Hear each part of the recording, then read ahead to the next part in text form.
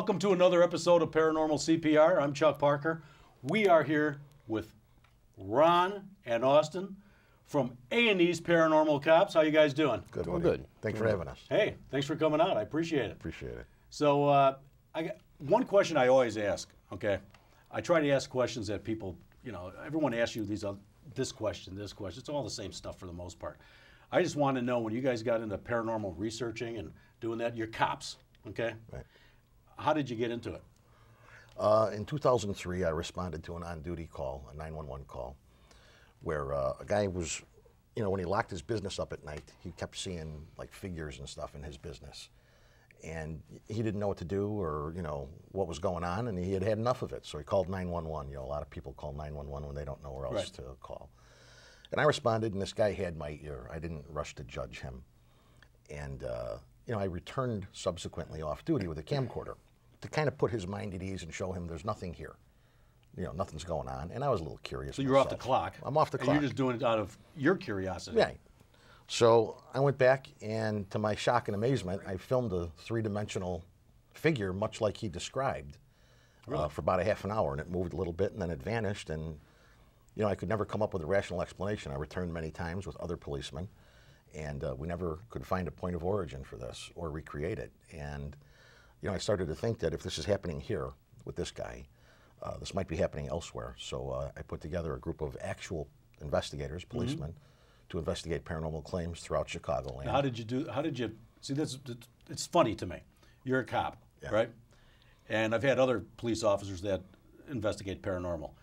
So I say to you, how do you talk to other cops without them thinking you're nuts?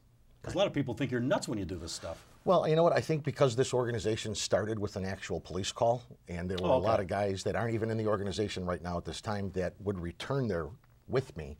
And anytime we went back to this location, we never left empty-handed. Oh, okay. And I would show the footage to other guys and say, please, if you can come up with an explanation, I'm all ears. Cool.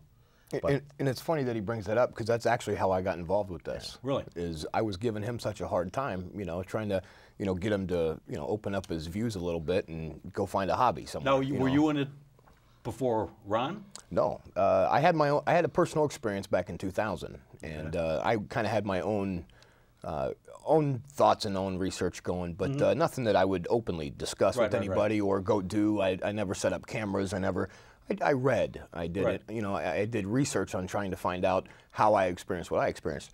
But Ron discusses with people about the different types of believers that you have, and in one of those categories, which I'm sure he'll talk about later on, but I was what they considered to be a concealed believer. You're the concealed believer? I absolutely was. I absolutely. I believed that there were things out there that we couldn't explain. I have no idea, and I still have no idea exactly what they are or how they work. But that's exactly how I got into this with Ron. Is I gave him so much of a hard time. One day he called me up. He goes, "Listen, I'm tired of you busting my chops about it. Go with me. If you don't experience nothing, feel free. If you do, then shut up." Just to suffice his request, I went. And set up some cameras, out in some place that's supposed to be active. We had an actual case that we worked. Yeah. Okay. Lo and behold, that was a day that changed many opinions for me. Really. And so at that point, I looked at Ron and, hey, I'm in. Cool. So you guys were like the originators of your group, right? For the most part. Yeah. Like I say, it started in '03, and then Austin came on. After a while. Because he was, like he said, one of these concealed believers, and these are my favorite people. That's what are the other categories? I want to hear your categories. Believers, non-believers, those two, and believers that they won't talk about it. Well, those are the concealed believers. The concealed guys. Yeah, they don't want to talk about it in an open forum. Right. They'll tell you you're nuts, ha ha ha, and then when you walk out of the room, they're going to say, usually, hey, is this stuff real? Something happened to me. I want to talk to you about it. Yeah, 6 months ago at my aunt's house, you know what I mean? Right. All of a sudden, the guy's making very, very funny. I run into a lot of people with my agency, and sometimes I'll joke if we're in the studio, and I'll shut off lights, and I'll go, "Oh, ghosts are coming." I just joke, and then I'll say to somebody, when I look at them, and I'll go, "Well, you've seen a ghost, haven't you?" And I would say 8 out of 10 people will go, "Well, I don't know what I saw, but I've seen some things." A lot of people start talking. I don't know why they open up to me about it, but when I talk to them about it, they start telling me, well, you know, my grandmother died, and then I saw this, and I did this, and I've got, and I wasn't really a believer, but then all of a sudden things started happening. Right. You know? And for us as policemen, we're not satisfied with just saying, I have no idea what happened. We always have to try and find a reasonable explanation. See, I always say there's that skeptic mind. There's something called the skeptic mind. And the skeptic mind will justify. If we're sitting there, you know, we were sitting around the house, right, and you get the cold spot or whatever. There's a draft. Well, it's frickin' 95 degrees out. Don't say there's a draft coming through the window, because it's not 62 or whatever. But they'll justify it their way.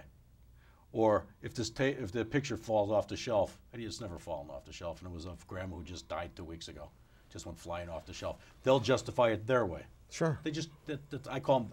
That's my category. I call them the justifiers. Well, I think it's and the skeptic mind. I think it's because if you look at it another way, it's beyond our comprehension. Right. And we don't. It's an uncomfortable feeling. So a lot of times people will just shrug it off, write it off, whatever. Because if you get stuck in that moment, you know, you're not going to find inner peace if you really, really sit and process and reanalyze. Right. There's no reasonable explanation for that. Don't analyze it too much. I mean, and that's what people do. It raises more questions than answers. I mean, which is exactly why we just keep going forward with this. If we went on 3 investigations and figured this out, and you know, we figured out how energy works and how, you know, which then, nobody can really figure that out. Well, I'm waiting for the day, because it doesn't matter to me who finds these answers. I still want the answers. I want to be able to. Everything goes back to where I had my initial experience, which I want answers for that. And I don't care if I find it, if Ron finds it, if Bill finds it, if Fred finds it, if you find it. I don't care. What about like you use when you were doing the show? You used a psychic. A medium, yeah. A medium. It's the same thing to me. Psychic, medium. What's the difference? Sure. But do you believe in a lot of guys? A lot of investigators don't believe in using the psychics. Well, we can't take what she says as gospel, and we don't. There are other groups that use mediums, and you know, if the medium says this, then oh God, you know, that must be. We're the complete opposite. Mariah Rame is her name. She's very, very good. But she's just another tool in our toolbox. Right. And we have to be able to corroborate what she says by some recordable means, be it a temperature drop, an intelligent interaction with an EMF detector, something to corroborate and back up what she says. Otherwise, we can't consider it as, you know, factual in any way, unless we have, like I say, something to substantiate what she's telling us. See, when I started doing the investigations with this stuff, Taps was the only thing on TV, Jason and Grant. And I don't put them down by any stretch. You know, I've met them and stuff.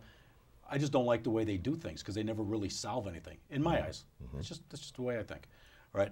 So I would see it, and that's when I started incorporating a psychic. And I had an extremely great psychic that was just so on. But how I did it was, you have to have the format where you guys had the TV show or have a TV show, so you know what I'm talking about. But you got to get the history. Then you have to talk to the owner saying, this is what happens, you got to get the foundation. Then you got to set up your equipment and do the investigation. But how I would do it was, so you guys did it because I saw your show a million times. I would get the story and reiterate a couple times that the psychic's not here. Psychic will be here about 10 o'clock, 11 o'clock tonight, just so you know, blah, blah, blah. And I think that is proof, in the sense that if you tell me in this room here, Uncle Bill died, right? And it's always weird. Things get thrown off the shelf, this, blah, blah, blah, blah, blah, blah. And I always have this scent of a woman or like a pungent, this smell. You know what I mean? Whatever the hell you say, all right? Fast forward, now a psychic comes in, never been to the damn house, walking into the house and starts saying, you know, I have a woman.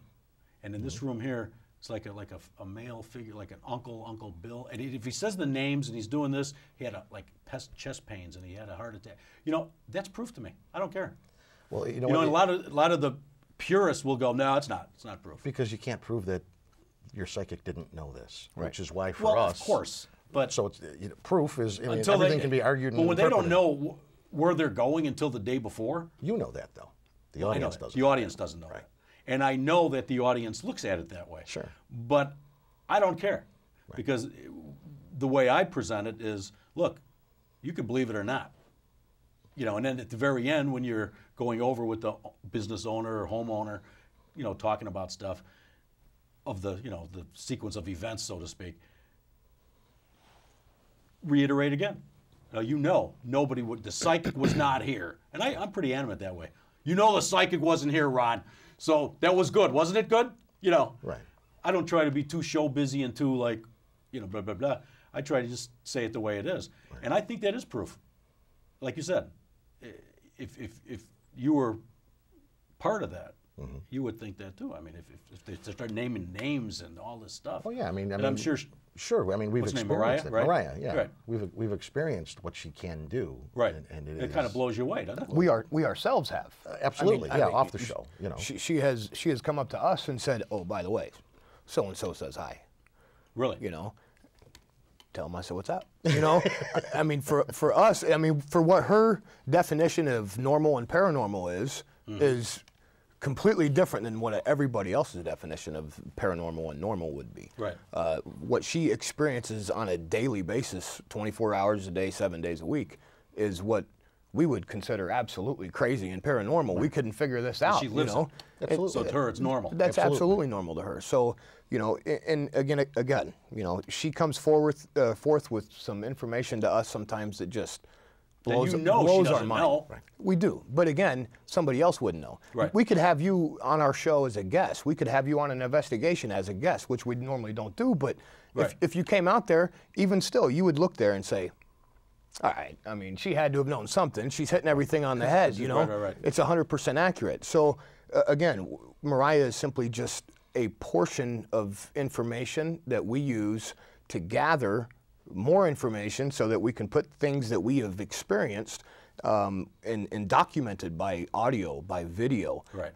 Things that we can actually show to you, a tangible scene, a tangible noise, a tangible something that we could show to you and say, well, there you go. It has nothing to do with personal experiences. You can't document the smell of a banana. You can't, there's things that you just can't show as proof, as evidence, and everything that we do is based on evidence, facts. And then there are times though too where she'll say something and we're not able in the moment to corroborate what she's telling us, but we'll find out 2 days later when we're doing research. And that's what I liked about your show. Something falls into place, and then we can connect the dots. When you had the research, you didn't just do this and this. You took it to this level where you are doing extra research and going into right. Exactly. And it's not just in the night vision mode. An investigation starts with the complainant contacting you, and we do a lot of research to make sure we have genuine victims or complainants, because there's a lot of time. We turn down 85% of our case requests. Oh, do you? Yeah, because a lot of times we have people that have questionable motives. If it's a business owner or a restaurant, a bar, or whatever. And do they want to do that to drum up business? That's so what people we would wonder. come there? So I mean, we have different techniques because to screen. You did. It wasn't Rico D's. I did Rico D's. Stag's Head. Rico D's. Now they changed it across from the Willowbrook Willowbrook. Ballroom. Right. Yeah, Stag's Head, which is a great place.